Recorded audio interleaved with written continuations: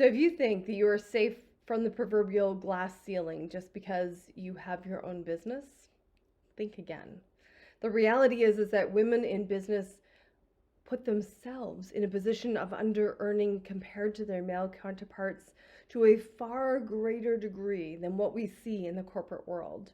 In fact, typically what I'm seeing with women is that they will start out in a field, and let's say we have two coaches, one male, one female, both doing, say, niche marketing, niche, however you want to say it. The women will come in and price themselves at a 3-month package for $3,000 because I'm just getting started. Guys will go like, no, I think the going rate is more like 8 to 10, and they'll start out at 8 to 10. Whoops, wrong way of the fingers. So we have an immediate gap at the entry level. And then the gap continues to widen because even though women will come up a little bit, men are jumping up in bigger increments. And so the further along we go in the career, and particularly in the coaching world, I see this a lot, but it applies in a lot of areas that women do not make that jump up quite as quickly, quite as easily as their male counterparts.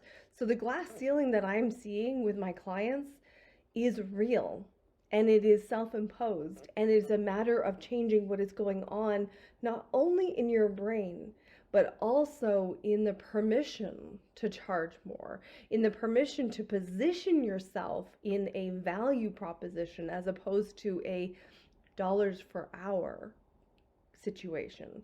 And this is a matter of coming to the place where we really own who we are and what we do. And I'm finding that this is true, whether you have already broken through to multiple 6 figures or you're into multiple 7 figures.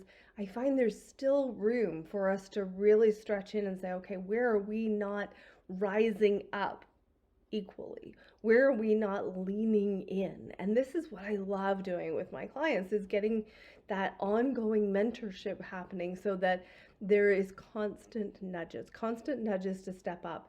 So it's not about solving problems. It's not about, oh, you're broken because you won't lean in. That's not what it is. In fact, most of my clients, I would say, are not broken. That's not where we sit. They have challenges, as we all do. We all have challenges all the time. And having an ongoing mentor to continually push the bar, continually nudge things up, prevents us from hitting that glass ceiling and dropping back down, and hitting the glass ceiling and dropping back down. It allows us to bust through that one and bust through the next one and constantly be going up. Sometimes we don't lean in the same way on our own. And having somebody who can hold that space for us is invaluable. Because here's the reality, is that as we rise up, and I see this with so many of my clients, as they rise up and they really start making, 7, 8 figures, that the gap widens between who they serve and who they are. And the gap widens, or actually the number of available good people narrows for them to lean on. Because as you rise up, you need somebody that's going to be able to call you on your bullshit. You need somebody that's going to be able to hold space in a way that you get to lean in and surrender without needing to take care of them. And so that's a very high level skill that you're looking for. And you want to look out for someone who can do that, for someone who can really hold that space for you to continually rise up. Even if you're making $1 billion, there's still room to be constantly pushing that level, pushing that ceiling, and looking for somebody who will move you in that direction. So it's not about being broken. It's about pushing the limits of possibility. It's about expanding what you can step into and what you can't.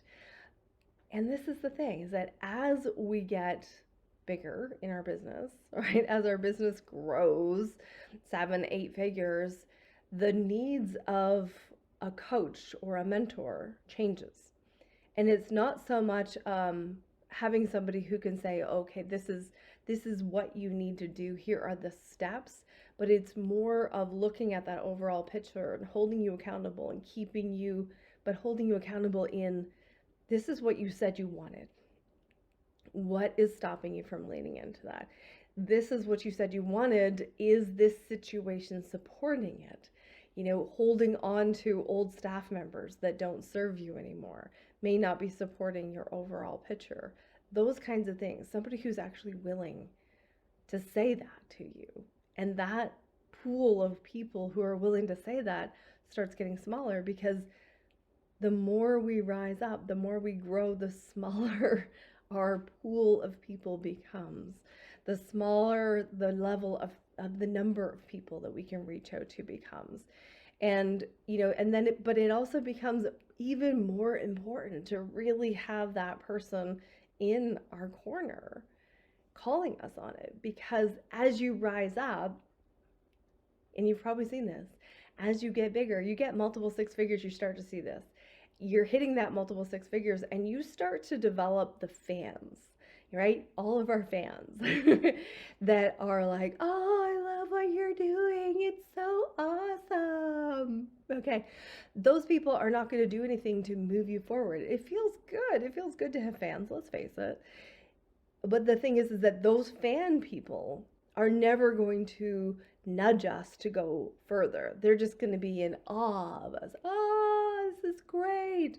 And then, you know, when you work with somebody who's not at the level of being able to hold space and continue to nudge you further, then what ends up happening is that there's this imbalance in your coaching relationship, coaching, mentoring, in which you become the person who is not only, you know, in the need of the coaching, but also you end up holding space for the other person because they're triggered by maybe your success or the things that you're dealing with, or who knows what.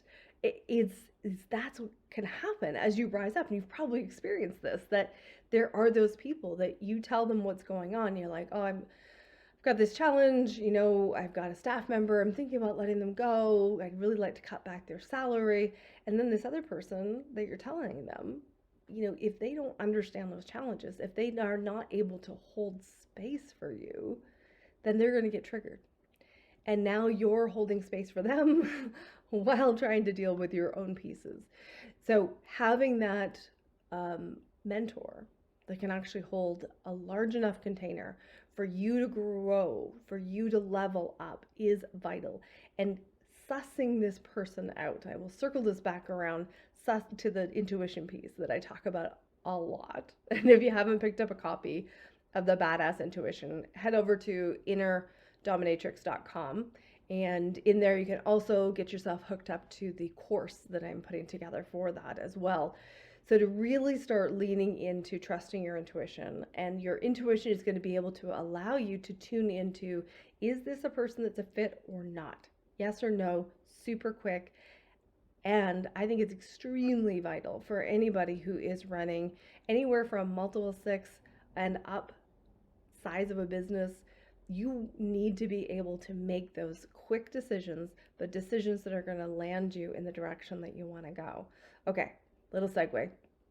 But basically, I really want to hone in on this piece, that let your intuition guide you to who it is that's going to help mentor that piece forward, mentor your growth into your business, allow you to expand who you are so that you can expand your business. That is your inner dominatrix moment for today. Let me know how you're doing with this.